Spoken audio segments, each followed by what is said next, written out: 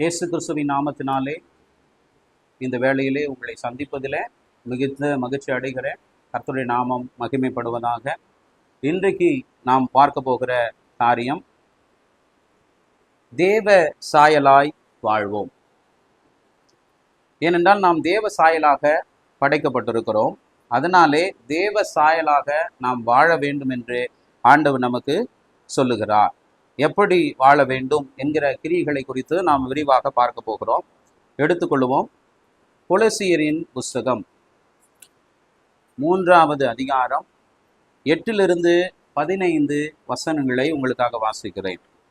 இப்பொழுதோ கோபமும் மூர்க்கமும் பொறாமையும் உங்கள் வாயில் பிறக்கலாகாத தூஷணமும் வம்பு வார்த்தைகளுமாகிய இவைகளெல்லாம் விட்டுவிடுங்கள். ஒருவருக்கொருவர் பொய் சொல்லாதிருங்கள். பழைய மனுஷனையும் அவன் செய்கைகளையும் களைந்து போட்டு தன்னை சிருஷ்டித்தவருடைய சாயலுக்கு ஒப்பாய் பூரண அறிவடையும்படி புதிதாக்கப்பட்ட புதிய மனுஷனை தரித்து கொண்டு இருக்கிறீர்களே.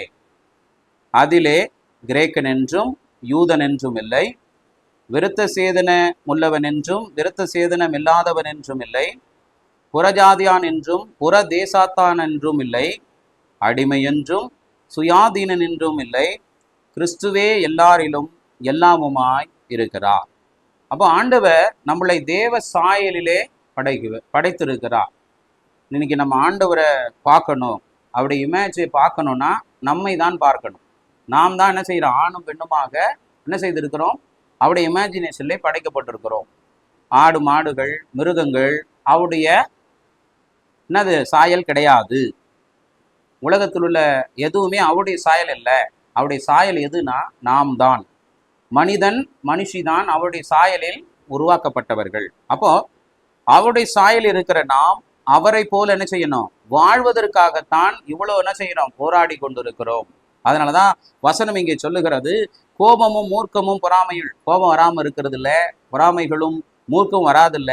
இப்ப இருக்கிற சூழ்நிலைகளை காணும்போது மாம்சத்துல என்ன செய்கிறது? வருகிறது. ஆனால் தேவ சமூகத்திலே நாம் நினைவு கூறுகிறோம். என்னன்னு? நாம் உலகத்தார் அல்ல, நாம் பிசாசுகளின் பிள்ளைகள் அல்ல, தேவனுடைய பிள்ளைகள். அப்ப நாம் என்ன செய்யக்கூடாது? கோபமோ மூர்க்க வெறியோ அடையக்கூடாது என்று சொல்லி தேவ சமூகத்துல என்னதான் கோபம் வருகிற நிலை வந்தாலும் அவரை நினைவு கூறுகிற பொழுது, இயேசுவை நாம் நினைவு கூறுகிற பொழுது, அவர் எப்படி இருந்தாரு? அன்பும் இரக்கமுள்ளவராய் பொறுமையும் உள்ளவராய் எல்லாவற்றையும் ஜெயித்தவராக இருந்தார். அப்படி இருக்கும்போது அவருடைய பிள்ளைகளாகிய நாம என்ன செய்யணும்? கோபம் கொண்டாலும் பாவம் செய்து விடாதபடி, அதனாலதான் கோபத்தை கட்டுப்படுத்தி மறுபடியும் என்ன செய்கிறோம்? அவருடைய பிள்ளைகளாக என்ன செய்கிறோம்? வாழ முயற்சிக்கிறோம். அப்போ தேவ சாயலை மாற்றுவது என்ன அப்படின்னு பார்த்தீங்கன்னா, நமக்குள் வருகிற கோபங்களும் மூர்க்கங்களும் இந்த பொறாமைகளும் தேவனுக்கு எதிரானவைகள். இது தேவ சாயல் அல்ல, இது பிசாசுக்குரிய சாயல். அதை விட்டு நாம் என்ன செய்ய வேண்டும்? அகல வேண்டும். தேவ சாயலை மாற்றுவதற்காகவே பிசாசானவனும் உலகத்தில் உள்ள பிசாசுக்கு துணை போகிற பொல்லாத மனிதர்களும் இதை செய்கிறார்கள். நாம் அதன் வழியிலே போகாதபடி நாம் என்ன செய்யணும்? நாம் தேவ பிள்ளை என்பதை உணர்ந்து சீர்பொருந்த வேண்டும். உங்கள் வாயில் பிறக்கலாத தூஷணமும் வம்பு வார்த்தைகளுமாக இவைகள் எல்லாம் விட்டு விடுங்கள். அப்போ எமோஷனலுக்கு நாம் என்ன செய்ய வேண்டாம்? இடம் கொடுக்க வேண்டிய அவசியம் இல்லை. தேவையற்ற வார்த்தைகளும் தேவையில்ல நிலைகள் என்ன செய்யணும்? நம்ம கடந்து போக வேண்டும். ஏனென்றால் நாம் அவருடைய பிள்ளைகளாய் இருக்கிறோம், அவருடைய சாயலாய் இருக்கிறபடினாலே அவருக்கு ஏற்ற கிரிகளை நாம் என்ன செய்யணும்? செய்ய வேண்டும் என்று வேதம் நமக்கு எச்சரிக்கிறது. அதுக்கு அடுத்து சொல்றாரு, தன்னை சிருஷ்டித்தவருடைய சாயலுக்கு ஒப்பாய் பூரண அறிவடையும்படி புதிதாக்கப்பட்ட புதிய மனுஷனை தரித்து கொண்டு இருக்கிறீர்களே. நம்ம பழைய மனுஷன் எப்பவுமே நமக்குள்ள என்ன செய்வான்? திரும்ப திரும்ப எழும்ப ஆரம்பிப்பான். எப்படி அப்படின்னா, உலகத்திலே அநியாயங்களும் அக்கிரமங்களும் உங்களுக்கு துன்புறுத்தல் வரும்போது பழைய மனுஷனுடைய கோபங்கள் என்ன பண்ணுது? நம்மையே மீறி வருகிறது. ஏன் வருது அப்படின்னா, தேவ சாயலை மாற்றி உலக மக்களை போல மாற்றுவதற்காக தான் அது வரும். ஆனால் அது வீரம் இல்லை, அது நமக்கு தேவையற்றது. ஆண்டவரை போல நாம் என்ன செய்யணும்? ஆவியில என்ன செய்யணும்? ஜெயிக்க வேண்டும். சத்தியத்திலே என்ன செய்யணும்? நாம ஜெயித்து காட்ட வேண்டும். அதற்கு அவருடைய சாயலிலே நாம் என்ன செய்யணும்? மாற வேண்டும். அதற்கு தான் நம்ம இயேசுவை ஏற்றுக்கொண்டது. இயேசுவை ஏற்றுக்கொண்டதின் நோக்கம் என்ன? அவரை போல வாழ வேண்டும். அதனால என்ன? அமைதியை போறதுனாலே, அன்பு செலுத்துவதனாலே தோற்று போவதல்ல. அதுதான் உலகத்தை என்ன செய்திருக்கிறது? ஜெயித்திருக்கிறது. அதுதான் ஆளுகை செய்ய வைத்திருக்கிறது. அதுதான் பிசாசுகளை தோற்கடிக்கப்பட்டிருக்கிறது. சத்துருக்களும் பகைவர்களும் துன்மார்களை அதுதான் அழித்திருக்கிறதே தவிர கோபங்கள் அல்ல. தேவனுடைய சாயலாய் அவருடைய குணாதிசயத்திலே வளரும் பொழுதுதான் தீமைகள் என்ன செய்தது? அழிக்கப்பட்டிருக்கிறது, பாவங்கள் அழிக்கப்பட்டிருக்கிறது. அதனாலே ஆண்டவருடைய கிரியைகளை செய்கிற பிள்ளைகளாக, புதிதான பிள்ளைகளாக நாம் என்ன செய்யணும்? அவர் வழியிலே நடக்க வேண்டும். அததான் அவர் சொல்றார், புதிதாக்கப்பட்ட புதிய மனுஷன். அப்ப தேவனை இது வரைக்கும் ஆண்டவர் அறியாத போது இந்த மக்களை போல வாழ்ந்தது ஓகே. ஆனா இனிமேல் என்ன செய்யக்கூடாது? நம்ம அப்படி இருக்கக்கூடாது என்பதற்காக தான் எவ்வளவு எமோஷனல் ஆனாலும் என்ன செய்கிறோம்? தேவனுக்குள்ளே தாழ்மைப்படுகிறோம். தேவனே எல்லாவற்றையும் செய்வார் என்று நம்பிக்கை கொள்ளுகிறோம். அதனாலே நாம் அறிவடைந்தவர்களாய் புதிய மனுஷனை தரித்து கொள்ள வேண்டும். அப்படின்னா அது இயேசுவை எப்ப நம்ம அறிந்து விட்டோமோ அவரை போல நாம் என்ன செய்வோம்? வாழ்வோம் என்று ஒப்பு கொடுத்திருக்கிறோம். உமக்கு நாங்கள் சாட்சிகளாய் இருப்போம் என்று ஒப்பு கொடுத்திருக்கிறோம். அதனாலே அவருக்கு பிரியமான பிள்ளைகளாக நாம் என்ன செய்யணும்? வாழ வேண்டும். பழைய மாதிரி முறைமைகள் என்ன செய்யக்கூடாது? நம்ம வாழக்கூடாது என்பதை வேதம் இங்கே தெளிவுபடுத்துகிறது. அடுத்தது அவர் சொல்லுகிறார், அதிலே கிரேக்கன் என்றும் யூதன் என்றும் இல்லை, விருத்த சேதனம் உள்ளவன் என்றும் விருத்த சேதனம் இல்லாதவன் என்றும் இல்லை, புறஜாதியர் என்றும் புறதேசத்தான் என்றும் இல்லை, அடிமை என்றும் சுயாதீனன் என்றும் இல்லை, கிறிஸ்துவே எல்லாரிலும் எல்லாமுமாய் இருக்கிறார். அப்போ நாம் கிறிஸ்துவுக்குள் வந்த பிறகு இந்த ஜாதி இந்த மதம் என்று என்ன செய்யக்கூடாது? பார்க்க கூடாது. இந்த மொழி பேசுகிறவன், இந்த நாட்டை சேர்ந்தவன், இந்த மாநிலத்தை சேர்ந்தவன், இந்த பகுதியை சேர்ந்தவன் என்று சொல்லி பார்க்க கூடாது. இயேசு எல்லாருக்குமான ஒன்றான தெய்வமாக என்ன செய்தார்? நமக்காக மண்ணுடைய வந்து என்ன செய்தார்? ரத்தம் சிந்தின தெய்வம். அவரை தேடுகிற நாம் ஜாதி மத வேறுபாடுகளை என்ன செய்யணும்? களைந்து அவரை ஏற்றுக்கொள்ளுகிற, அவர் வழியில் போகிற அத்தனை பேர்களும் நமக்கு எப்படி இருக்கிறார்களாம்? சகோதர சகோதரிகளாக இருக்கிறார்கள். நாம் அவர்களை வேறுபடுத்தி என்ன செய்யக்கூடாது? பார்க்க கூடாது. உலக மக்களை போல சொந்த மண்ணில் பிறந்த மக்களை, சொந்த மக்களை என்ன செய்யக்கூடாது? எந்த விதத்திலும் வேறுபடுத்தி பார்க்காதபடி அவர்கள் கிறிஸ்துவின் பிள்ளைகளாக நாம் என்ன செய்யணும்? அவர்களை மதித்து நடக்க வேண்டும். பிரிவினை என்பது நமக்குள்ள என்ன செய்யக்கூடாது? இருக்கக்கூடாது. இயேசு எப்படி எல்லாருக்கும் ரட்சிப்பை கொடுப்பதற்காக ரத்தம் சிந்தினாரோ அதே போல நம்மை சார்ந்து இருக்கிற எல்லா மக்களுக்கும் என்ன வேணும்? ரட்சிப்பு போவதற்காகவே நாம் போராடி கொண்டிருக்கிறோம். அதனாலே ஆண்டவர் நமக்கு என்ன செய்ய வேண்டும்? அந்த ஸ்லாக்கியத்தை கொடுத்திருக்கிறார். ஆனால் நாம் என்ன செய்யணும்? ஒழுங்காக இருந்து அவரை போல என்ன செய்யணும்? நாம் இருக்க வேண்டும். நமக்குள்ள பிரிவினைகளும் இப்படிப்பட்ட வேறுபாடுகளும் இருக்க கூடாது. அது தவறான ஒன்று. இன்னைக்கு நிறைய கிறிஸ்தவர்களை பாருங்கள், மனம் திரும்பி இருப்பார்கள், இயேசுவை ஏற்றுக்கொண்டு இருப்பார்கள். ஆனா சொல்லுவாங்க, நான் இந்த கிறிஸ்தவன், நான் அந்த கிறிஸ்தவன், இதை சார்ந்தவன், அதை சார்ந்தவன் என்று சொல்ல. அப்ப கிறிஸ்து ஒருவரே என்று சொல்லுகிற பொழுது, ஒரே தேவன் என்று சொல்லுகிற போது ஏன் இவ்வளவு பிரிவுகள்? ஏன் இந்த பாகுபாடுகள் இருக்கிறது? தேவன் இதை விரும்பவில்லை. நாம் எல்லாரும் என்ன பண்றோம்? ஒரே தேவனை ஆராதிக்கிறபடினாலே அவருக்கு எப்படி இருக்க வேண்டும்? எல்லோரையும் ஒரே மாதிரி என்ன செய்யணும்? நடத்த வேண்டும் என்பதிலே அவர் உறுதியார். அதுதான் மனம் திரும்புதலுக்காற்ற கனிகளாக இருக்கிறது. அவர் சொல்றாரு, அதுதான் தேவ சாயல்.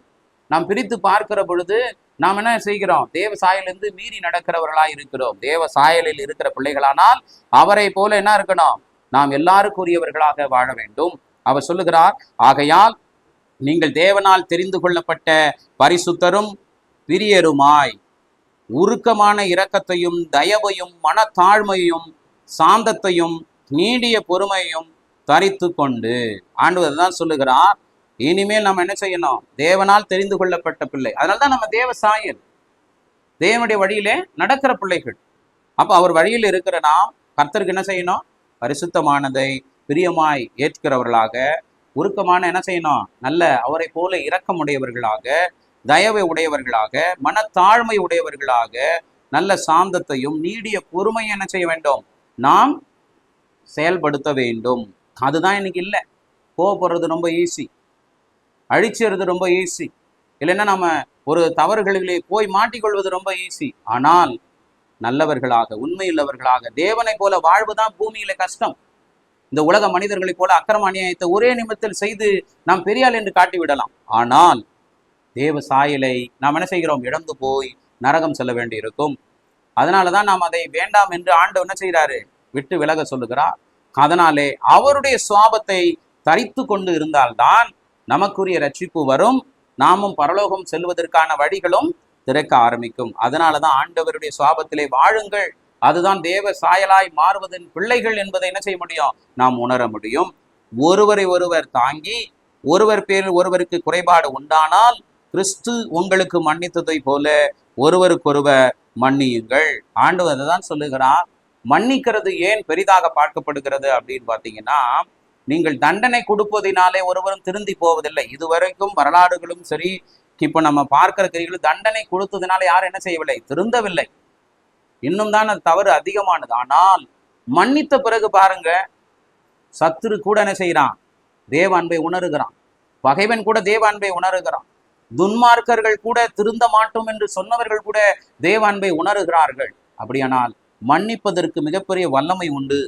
அதனால நாம் தேவ அன்பிலே அவர் எப்படி நம்மை மன்னிக்கிறாரோ அதே போல நாம் என்ன செய்யணும், மன்னித்து ஜெபிக்கும் பொழுது நிச்சயம் தேவ என்ன செய்வார், சந்திக்க வல்லமை இல்லவர். ஆனால் பழிக்கு பழி வாங்குவதனால என்ன வரப்போறது இல்லை, ஒன்றும் நடக்க போவதில்லை. ஆனால் நம் மாம்சத்திலே எமோஷனல் ஆகும்போது என்ன ஆகும், பழிக்கு பழி வாங்க வேணுங்கிற வழிகள் வரதான் செய்யும்.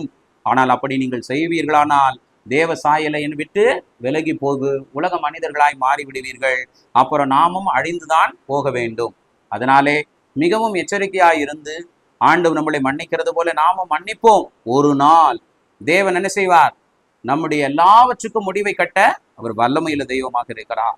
இவை எல்லாவற்றின் மேலும் பூரண சற்குணத்தின் கட்டாகிய அன்பை தரித்து கொள்ளுங்கள். அப்போ கிறிஸ்துவினுடைய அன்பு இருந்தால்தான் இது எல்லாத்திலும் இந்த சுவாபங்கள் இல்லை என்ன பண்ணும், தேவ சாயலா நம்ம வாழ முடியும். கிறிஸ்துவின் அன்பு இல்லைன்னா நம்ம ஏமாத்த தான் முடியும். சபைக்கு வரும்போது நடிக்கலாம், நம்ம ஊழியம் செய்யும்போது நடிக்கலாம். ஆனா எப்பவுமே என்ன செய்யாது, உங்களுக்குள்ள அது வரவே வராது. ஏனென்றால் நாம் என்ன செய்கிறோம், மாய்மாலம் பண்ணுகிறோம். கிறிஸ்துவின் அன்பு நமக்குள்ள என்ன செய்யணும், நிலைவரப்படுகிற பொழுதுதான் இந்த கனிகள் என்ன செய்யும், இந்த சுவாப மாற்றங்கள், தேவனை போல வாழ்கிற நிலைகள் உருவாக்கப்படும். அப்பதான் நம்ம அது நிலைவரமா என்ன செய்யும், நமக்குள்ள இருந்து அவரை போல வாழ்கிற ஒரு நிலை என்ன செய்யும், அது உருவாக்கும். இல்லை என்னால் இந்த மாம்சம் நம்மை திரும்ப திரும்ப என்ன செய்யும், விட வைக்க முயற்சிக்கும். தேவ சாயலை மாற்றி சாதாரண மனிதர்களைப் போல தவறு செய்கிறவர்களாக அது மாற்றிக்கொண்டே இருக்கும். அதனால நிலைவரமான தேவ அன்பை என்ன செய்யணும், நாம் பெற்றுக்கொள்ள வேண்டும். தேவ சமாதானம் உங்கள் இருதயங்களில் ஆளக்கடவது. இதற்கென்றே நீங்கள் ஒரே சரீரமாக அழைக்கப்பட்டீர்கள், நன்றி அறிதல் உள்ளவர்களுமாயும் இருங்கள். வேதம் சொல்லுது, உலக சமாதானம் நமக்கு என்ன செய்யாது, சமாதானத்தை கொடுக்காது. உலக மக்களை போய் பாருங்கள், டிவிகளிலும் இல்லை சினிமாக்களை பார்ப்பதன் மூலியமாகவோ இல்லை விளையாடுவதன் மூலியமாகவோ ஊரை சுற்றுவதன் மூலியமாகவோ இல்லை பண ஆசை பொருளாசையிலே சுகபோகத்திலே வாழ்வது சமாதானத்தை தேடுகிறார்கள். ஆனா சமாதானம் வருமா, வரவே வராது அவர்களாலே. அதனால நன்மைகள் வந்ததில்லை, அவர்களுக்கு வேதனை தான் அதிக அளவில் வந்திருக்கிறது. அப்போ ஆண்டவர் சொல்லுகிறார், தேவ சமாதானம் உங்கள் இருதயங்களில் ஆளக்கடவது. உலக சமாதானம் இருக்கிறவரை தேவ சாயலாக நாம் வாழவே முடியாது. இந்த உலகமும் வாழ விடாது, தேவ சித்தத்தை செய்ய விடாது.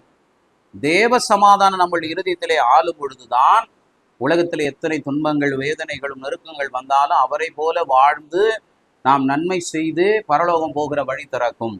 அதனாலே தேவ சமாதானமே நம்ம இருதயத்தில் ஆள வேண்டும், உலக சமாதானம் அல்ல.